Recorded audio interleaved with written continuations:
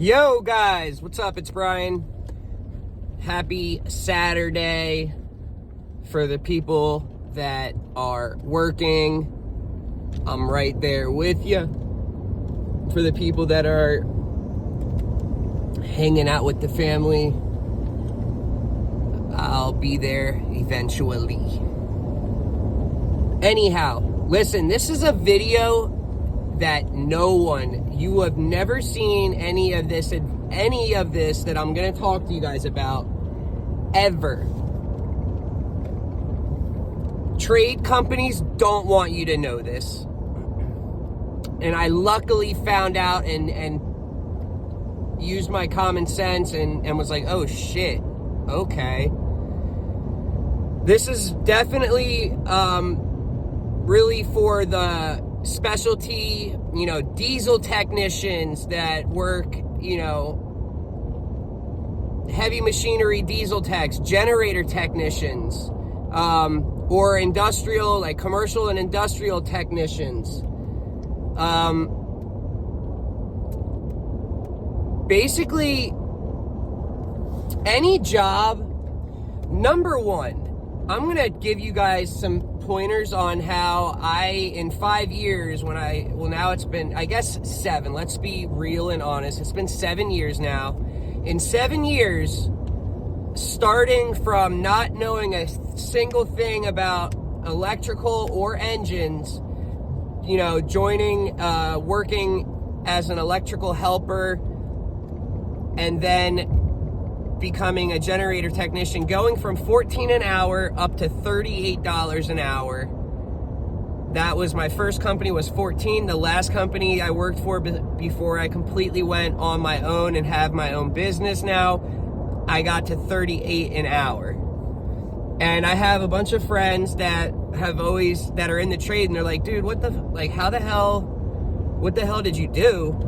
Because, they're stuck in the 20s, 25s, or even 30, which isn't bad, So there's a couple of things that I did and used to my advantage that no one would know about unless it fell in your lap and you were like, oh. Number one, I don't care if you're happy at a company. I don't care what.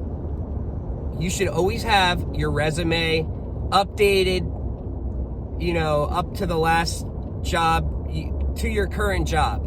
You should have a resume that has your current job and your current skills that you are doing at that job for the most part. That's number one. You should have a resume that is updated and saved on your phone, computer, whatever.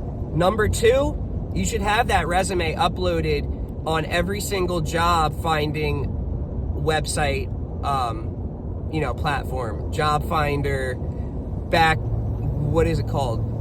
Is it Backdoor? I forget. Let me see. You need to have it on every single job finding website.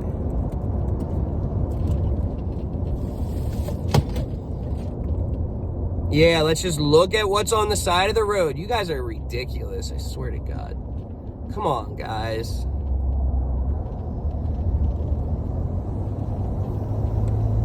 No, it's not that. Career Finder.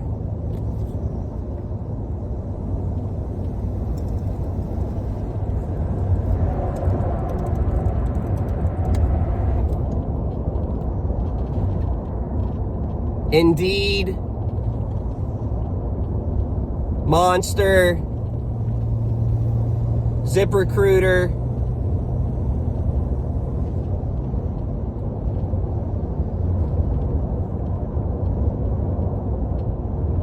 Glassdoor, not Backdoor, Glassdoor. Okay, you really need to have your resume and leave it on there. I don't care if you find a job. You don't go and delete your resume off of the jobs. And why, you ask? Well, let me just touch on this. The baby boomers, the older generation, for some reason, have this thing in their head where you need to be loyal to the company because they're loyal to you, I guess, is what they think. I don't know. I remember leaving, I was at my first company, 14 an hour. They bumped me to 16 because they were hiring people at 20. And once they did the skill test, I was still doing more than what they could do. But they didn't give me 20, they gave me 16. And okay, peace. Anyhow, I was talking to some of the coworkers and I was, telling them I wasn't happy and I was probably going to find a job. And one of these older guys, oh, you should really be loyal. You shouldn't leave the company, and places won't hire you if you show that you're leaving companies a bunch of times. That's bullshit, number one. And when they ask you why you've left, you say, well, because life, if I'm getting a $5 raise and I am learning more at the new company, then I'm going to do it. I've got a family and I'm trying to survive and I want to have the best life possible. And then I ask them, so you're telling me if I know the grass isn't greener on the other side all the time, but when you're getting a $5 or $7 raise, that's life changing. That's more than just $1,000 a year added on. And they always agree, but anyways, if you were to die, your ass is going to be replaced instantly. If you were to screw up and they fired you, they don't care. They're not loyal to you. They're loyal to the business. The business doesn't care about anyone but keeping that business profitable and running full speed ahead. Okay? It doesn't matter. So keep that in mind. So meanwhile, this guy who's been with the company for 10 years is only getting like 50-cent raises every year. And he's not making nothing. And I left and now, I'm making more than him. Like, don't listen to people like that, okay? So, there's a couple of pieces of advice right there. But keep your resume updated. I don't have a traditional resume. It's kind of, it's got the header with my info. I've got an about me, tells about me why I'm actually different, what I do differently, what I enjoy. I've got also a section of the tools I own because I don't just purchase the minimum, which a lot of techs do. I've got specialty tools. I want to be able to finish and do a job if I'm on site. And if that's, I have a Megger, I've got a, infrared temp gun. I had my own laptop when I was too much of a noob for the company to give me one so that I could download programs and learn and have the opportunity if it came where if I was on site and I need...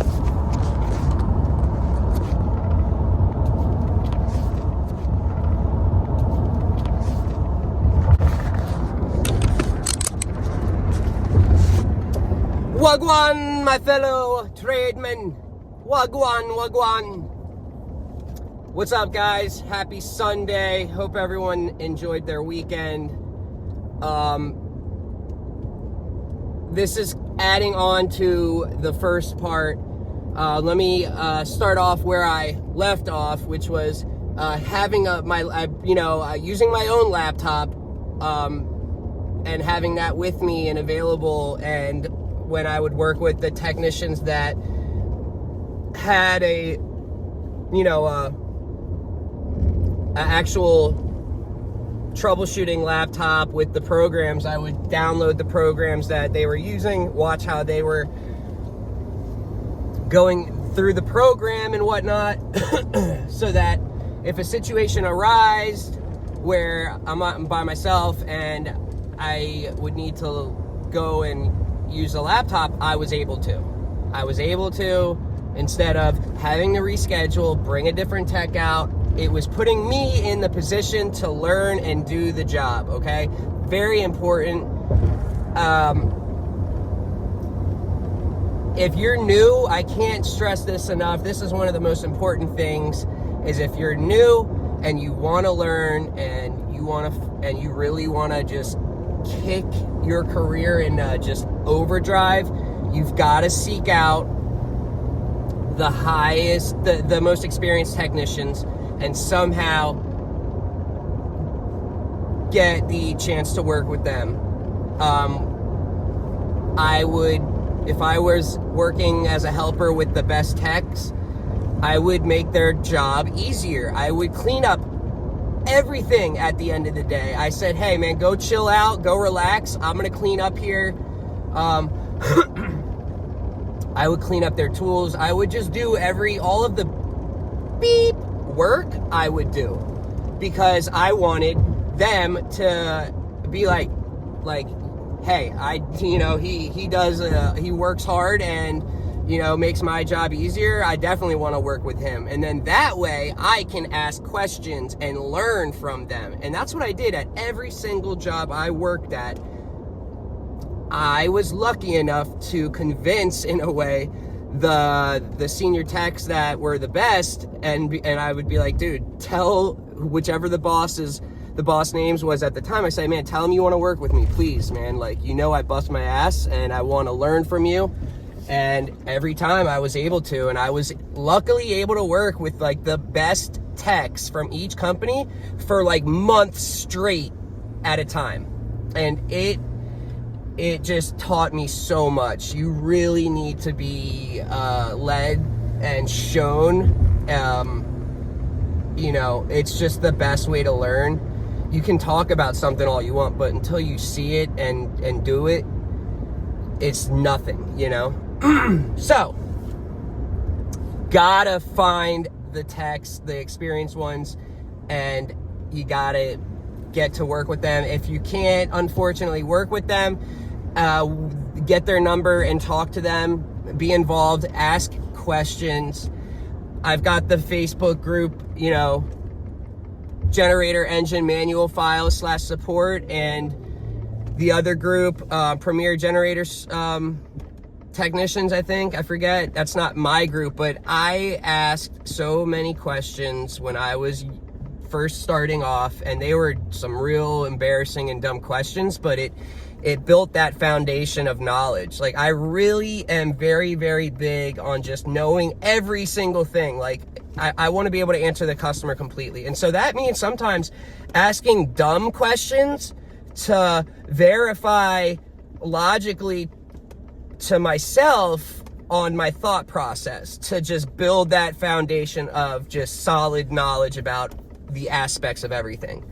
Another important, luckily, thing for me is I, was going to be an electrician doing the trade school, the 4-year apprenticeship. And so I got lucky because I started at an installation company installing the gens, mounting the transfer switches, pulling the wire, the cable, the controller wire, landing all of the wiring, going through inspection, seeing the codes, and then I did the service side. So I've been so lucky to work on the propane / natural gas residential, then the diesel from commercial all the way to industrial. So I've got, from small engine up to 2 meg. Then I've got the install. I've got the install also, which people don't normally have. Generator technicians don't know shit normally. Usually there's only, you're either an engine person or a electrical, and you really don't know anything else about the other side. You're either electric and know nothing about engine, or you're engine and know nothing about the whole AC side of things. More so, and it's more common for the younger generation. The older baby boomers and whatnot were and are way better technicians overall. They've got way better experience, better work ethic. and they were just a good overall tech. Nowadays, you can't even find people that want to work. But you know, having the install side, I've got the whole aspect of it. You know, even I've been fuel polishing a ton. Also, I was lucky to do. You know, load banking. I've been able to have experience in all aspects of it, and that's not common. And I've got OSHA 10, OSHA 30. You know, I'm CAD Weld certified, Generac air cooled. I've been a Taylor Power Systems training. I've gotten the AVK Stanford AVR up to like 2 megawatt classes that I've taken, you know. So I've been lucky. Or maybe I've just been putting myself in those situations. But anyhow, I'll catch you on the next one.